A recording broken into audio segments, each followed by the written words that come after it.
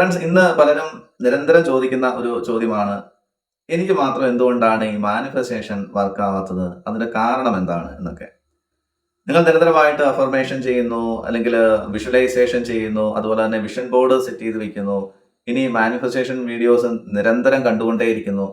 പക്ഷേ നിങ്ങൾക്ക് മാത്രം മാനിഫെസ്റ്റേഷൻ വർക്ക് ആവുന്നില്ല. ഇവിടെ നമ്മൾ മനസ്സിലാക്കേണ്ട ഒരു കാര്യം, ഒരിക്കലും നമ്മുടെ ആഗ്രഹങ്ങളെ യൂണിവേഴ്സ് ഇഗ്നോർ ചെയ്യുന്നതല്ല, പകരം നമ്മുടെ സബ് കോൺഷ്യസ് മൈൻഡ് നമ്മെ സ്റ്റോപ്പ് ചെയ്യുന്നതാണ്. ഇതിനുള്ള റീസൺസ് എന്താണെന്ന് ചോദിച്ചു കഴിഞ്ഞാൽ, ഒന്നാമത്തെ കാരണം എന്ന് പറയുന്നത്, നമ്മൾ വാക്കുകൾ ചേഞ്ച് ചെയ്യുന്നുണ്ട്, പക്ഷെ നമ്മുടെ ഐഡന്റിറ്റി നമ്മൾ ചേഞ്ച് ചെയ്യുന്നില്ല. അതായത് ഇപ്പോൾ നിരന്തരമായിട്ടുള്ള അഫർമേഷൻസിലൂടെയും വിഷ്വലൈസേഷൻസിലൂടെയും ഒക്കെ നമ്മൾ പറയുകയാണ്, ഇപ്പോൾ ഞാൻ സമ്പത്തും സമൃദ്ധിയും അട്രാക്ട് ചെയ്തുകൊണ്ടിരിക്കുന്നു, ഞാൻ സമ്പന്നനാണ്, ഞാൻ കോൺഫിഡൻസ് ഉള്ള വ്യക്തിയാണ്. ഇങ്ങനെ വാക്കുകൾ നമ്മൾ വായ കൊണ്ട് ഇങ്ങനെ പറയുന്നുണ്ട്, പക്ഷേ നമ്മുടെ ഉള്ളിലുള്ള സബ് കോൺഷ്യസ് മൈൻഡിലുള്ള വിശ്വാസം എന്താണ്? നമ്മുടെ സബ് കോൺഷ്യസ് മൈൻഡിന്റെ ഉള്ളിൽ ഉള്ള വിശ്വാസം എന്ന് പറയുന്നത്, ഞാൻ അത്രയ്ക്ക് ആത്മവിശ്വാസമുള്ള വ്യക്തിയൊന്നുമല്ല, ഞാൻ സമ്പന്നനോ, സമ്പത്തും സമൃദ്ധിയും എന്നിലേക്ക് വരുന്നെന്നോ, അല്ലെങ്കിൽ ഞാൻ സമ്പത്തിലും സമൃദ്ധിയിലും ജീവിക്കുന്നെന്നോ. അപ്പോ സബ് കോൺഷ്യസ് മൈൻഡ് ഇത് റിജക്ട് ചെയ്തുകൊണ്ടേയിരിക്കും. അതായത് നമ്മൾ പറയുന്ന വാക്കുകൾ ഒന്ന്, നമ്മുടെ ഉള്ളിലുള്ള വിശ്വാസം എന്ന് പറയുന്നത് വേറൊന്ന്. രണ്ട് വിപരീത ദിശയിലാണ് സംഭവിച്ചുകൊണ്ടിരിക്കുന്നത്. അവിടെയാണ് ഈ മാനിഫെസ്റ്റേഷൻ നമുക്ക് വർക്കാവാത്തതിന്റെ ഒന്നാമത്തെ കാരണം എന്ന് പറയുന്നത്.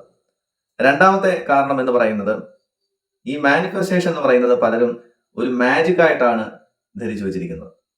എന്നാൽ മാനിഫെസ്റ്റേഷൻ എന്ന് പറയുന്നത് ഒരിക്കലും ഒരു മാജിക് അല്ല, ഇതൊരു അലൈൻമെന്റ് പ്രോസസ്സാണ്. അതായത് നമ്മുടെ ഫ്യൂച്ചറിനനുസരിച്ച് നമ്മുടെ വാക്കുകളാകട്ടെ, നമ്മുടെ ഇമോഷൻസ് ആകട്ടെ, നമ്മുടെ വിശ്വാസമാകട്ടെ, ഇനി നമ്മൾ എടുക്കുന്ന ഡിസിഷൻസ് ആകട്ടെ, നമ്മൾ എടുക്കുന്ന ആക്ഷൻസ് ആകട്ടെ, ഇതെല്ലാം കൂടി അലൈൻഡ് ആകുമ്പോഴാണ് മാനിഫെസ്റ്റേഷൻ നമ്മുടെ ജീവിതത്തിൽ സാധ്യമാകുന്നത്. ഇനി മൂന്നാമത്തെ കാരണം എന്ന് പറയുന്നത് ഹിഡൻ ഫിയർ ആണ്. അതായത് നമ്മുടെ ഉള്ളിൽ ഒളിഞ്ഞു കിടക്കുന്ന ഒരുപാട് ഭയങ്ങളുണ്ട്. അത് ഏത് കാര്യം നമ്മൾ ചെയ്യാൻ ഇറങ്ങുമ്പോഴും ഈ ഭയം നമുക്കുണ്ടാകും, അല്ലെ? നമ്മുടെ കംഫർട്ട് സോണിൽ നിന്ന് പുറത്തേക്ക് കടക്കുവാൻ നമ്മളെ പിന്നോട്ടേക്ക് തിരിപ്പിക്കുന്നത് എന്താണ്? ഈ ഭയങ്ങളാണ്. അത് ജഡ്ജ്മെന്റ് ഫിയർ ആകാം, വിസിബിലിറ്റി ഫിയർ ആകാം, റിജക്ഷൻ ഫിയർ ആകാം. അങ്ങനെയുള്ള പലതരം ഫിയർ നമ്മളെ വേട്ടയാടുമ്പോൾ നമ്മൾ ആഗ്രഹിക്കുന്ന കാര്യങ്ങളിലേക്ക് എത്തിപ്പെടുവാനായിട്ട് കഴിയണമെന്നില്ല. അടുത്ത ഒരു റീസൺ എന്ന് പറയുന്നത് വേറൊന്നുമല്ല, ആക്ഷൻ എടുക്കുന്നില്ല എന്നുള്ളതാണ്. അതായത് ഒരു ഉദാഹരണം പറയുകയാണെങ്കിൽ, നമ്മളൊരു വിത്ത് ഒരിടത്ത് കൊണ്ടുപോയി നട്ടുവെച്ചു. ഇത് നട്ടതിന് ശേഷം നമ്മൾ അങ്ങോട്ട് തിരിഞ്ഞു നോക്കുന്നതേ ഇല്ല. എന്ത് സംഭവിക്കും? അതിന് വേണ്ടുന്ന വെള്ളവും വളവും നമ്മൾ കൊടുത്തിട്ടില്ല എങ്കിൽ തീർച്ചയായിട്ടും അത് ഉണങ്ങിപ്പോകും, അല്ലെങ്കിൽ അത് നാം വിട്ട് പുറത്തേക്ക് വരില്ല. ഇനി നാം വിട്ട് പുറത്തോട്ട് വന്നാലോ, ഒരുപക്ഷെ ചുറ്റുമുള്ള സസ്യങ്ങൾ അല്ലെങ്കിൽ കളകൾ അതിനെ ഞെരുക്കി കളയും, അതിനെ ഇല്ലാതാക്കി കളയും. ഇതുപോലെ തന്നെ നമ്മളൊരു ആഗ്രഹമാണ് നമ്മുടെ സീഡ് എന്ന് പറയുന്നത്. അത് നമ്മുടെ മനസ്സിൽ അത് കുഴിച്ചിട്ടു. അതിനുശേഷം അതിനെ പ്രോത്സാഹിപ്പിക്കുന്ന രീതിയിലുള്ള കാര്യങ്ങൾ നമ്മൾ ചെയ്യുന്നില്ല എങ്കിൽ, മെന്റലി ഫിസിക്കലി നമ്മൾ ചെയ്യേണ്ട ഒരുപാട് കാര്യങ്ങളുണ്ട്, ഇതൊന്നും ചെയ്യുന്നില്ല എങ്കിൽ എന്ത് സംഭവിക്കും? ഒരിക്കലും അത് മാനിഫെസ്റ്റ് ചെയ്യില്ല. അടുത്തൊരു കാരണം എന്ന് പറയുന്നത്, പലരും ഈ ഡെസ്പറേഷൻ എനർജിയിൽ നിന്നുകൊണ്ടാണ് ആഗ്രഹങ്ങളെ പ്രപഞ്ചത്തോട് ചോദിക്കുന്നത്. എനിക്കതില്ലല്ലോ, എനിക്കിത് വേണം. ഈ രീതിയിൽ നമ്മൾ പ്രാർത്ഥിക്കുമ്പോൾ നമ്മളൊരു നിരാശയോടുകൂടിയുള്ള അല്ലെങ്കിൽ സങ്കടത്തോടു കൂടിയുള്ള ഒരു എനർജിയാണ്, ഒരു ഫീലിംഗ് ആണ് നമുക്കുള്ളത്. ആ ഫീലിങ്സിൽ നിന്ന് നമ്മൾ ചോദിക്കുന്ന കാര്യങ്ങൾ ഒരിക്കലും മാനിഫെസ്റ്റ് ചെയ്യാൻ പോകുന്നില്ല. പകരം എന്താണ് വേണ്ടത്? ഗ്രാറ്റിറ്റ്യൂഡിൽ നിന്നുകൊണ്ട് നമുക്ക് നമ്മുടെ ആഗ്രഹങ്ങളെ പ്രപഞ്ചത്തോട് ചോദിക്കുവാൻ കഴിയണം. Count your blessings.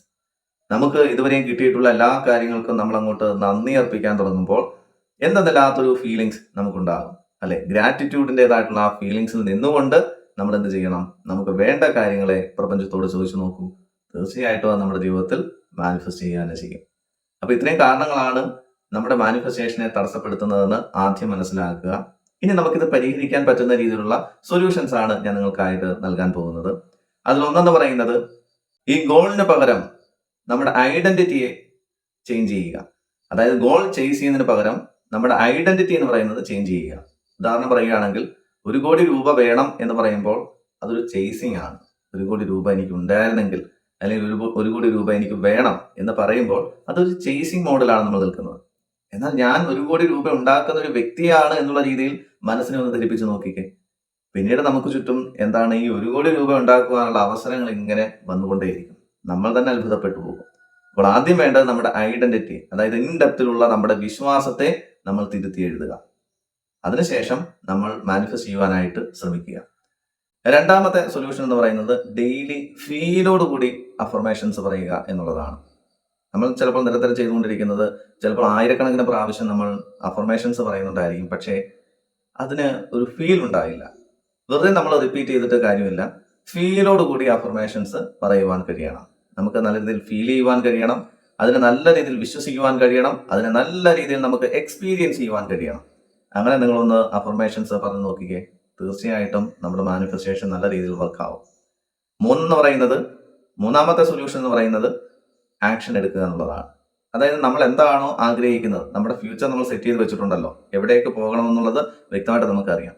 ആ ഫ്യൂച്ചറിനനുസരിച്ചിട്ടുള്ള ഡെയിലി ഇൻസ്പയർഡ് ആക്ഷൻസ് എടുക്കുക. വളരെ ഇൻസ്പിറേഷനോട് കൂടി നമ്മൾ ഓരോ ദിവസവും അതിന് വേണ്ടുന്ന രീതിയിലുള്ള ആക്ഷൻസ് എടുത്തുകൊണ്ടേയിരിക്കുക. തീർച്ചയായിട്ടും മാനിഫെസ്റ്റേഷൻ നമ്മുടെ ജീവിതത്തിൽ സാധ്യമാകും. അടുത്തതെന്ന് പറയുന്നത് ഗ്രാറ്റിറ്റ്യൂഡോടുകൂടി നമ്മുടെ ആഗ്രഹങ്ങളെ ദൈവത്തോട് ചോദിക്കുക. എപ്പോഴും നമുക്ക് നന്ദി അർപ്പിക്കുവാൻ കഴിയണം. എന്ത് കാര്യങ്ങളിലേക്ക് നമ്മൾ പോകുമ്പോഴും, ഇനി എന്ത് കാര്യങ്ങൾ നമ്മളൊന്ന് ടച്ച് ചെയ്യുമ്പോഴും, അതൊക്കെ നമുക്ക് ലഭിച്ചതിന് യൂണിവേഴ്സിനോട് നന്ദി അർപ്പിച്ചുകൊണ്ടേയിരിക്കുക. Count your blessings. ആ ബ്ലെസ്സിങ്സിൽ നിന്നുകൊണ്ട് എന്ത് ചെയ്യണം? ആഗ്രഹങ്ങളെ നമുക്ക് പ്രപഞ്ചത്തോട് ചോദിക്കുവാൻ കഴിയണം. അപ്പോൾ ഈ 4 കാര്യങ്ങൾ നിങ്ങളൊന്ന് ശ്രദ്ധിച്ചു കഴിഞ്ഞാൽ തീർച്ചയായിട്ടും ഈ മാനിഫെസ്റ്റേഷനെ വളരെ വേഗം നമ്മുടെ ജീവിതത്തിൽ സാധ്യമാക്കുവാൻ കഴിയുമെന്നുള്ളതാണ്. അതായത് നമ്മൾ ആഗ്രഹിക്കുന്ന കാര്യങ്ങളെ നമ്മുടെ ജീവിതത്തിൽ മാനിഫെസ്റ്റ് ചെയ്യുവാൻ കഴിയും. ചുരുക്കി പറഞ്ഞു കഴിഞ്ഞാൽ ഈ മാനിഫെസ്റ്റേഷൻ എന്ന് പറയുന്നത് നമ്മൾ ആഗ്രഹിക്കുന്ന കാര്യങ്ങളെ അട്രാക്ട് ചെയ്യുക എന്നുള്ളത് മാത്രമല്ല, അതിന് തക്ക യോഗ്യതയുള്ള ഒരു വ്യക്തിയായിട്ട് നമ്മൾ അങ്ങോട്ട് മാറുക എന്നുള്ളതാണ്. അതായത് നമുക്ക് ചുറ്റുമുള്ള റിയാലിറ്റി ചേഞ്ച് ചെയ്യുന്നതിന് മുൻപ് തന്നെ നമ്മുടെ ഉള്ളിലുള്ള ഐഡന്റിറ്റിയെ നമുക്ക് ചേഞ്ച് ചെയ്യുവാൻ കഴിയണം. അങ്ങനെ വരുമ്പോൾ എന്തായിരിക്കും സംഭവിക്കുക? ഈ മാനിഫെസ്റ്റേഷൻ എന്ന് പറയുന്നത് ഒരിക്കലും ഒരു ഡ്രീം ആയിരിക്കില്ല, പിന്നെയോ അതൊരു നാച്ചുറൽ ഔട്ട്കമായി മാറുമെന്നുള്ളതാണ്. ഫ്രണ്ട്സ്, ഇന്ന് മുതൽ തന്നെ ഈ കാര്യങ്ങളൊന്ന് ശ്രദ്ധിച്ചുകൊണ്ട് നിങ്ങൾക്ക് വേണ്ടുന്ന കാര്യങ്ങളെ ഒന്ന് മാനിഫെസ്റ്റ് ചെയ്യാനായിട്ട് ശ്രമിക്കുക. നിങ്ങൾക്ക് ഏതെങ്കിലും രീതിയിലുള്ള ഹെൽപ്പ് ആവശ്യമാണെങ്കിൽ തീർച്ചയായിട്ടും താഴെ കാണുന്ന നമ്പറിൽ കോൺടാക്ട് ചെയ്യാവുന്നതാണ്. തീർച്ചയായും ഞാൻ നിങ്ങളെ ഹെൽപ്പ് ചെയ്യുവാൻ സഹായിക്കുന്നതാണ്. Okay, thank you friends.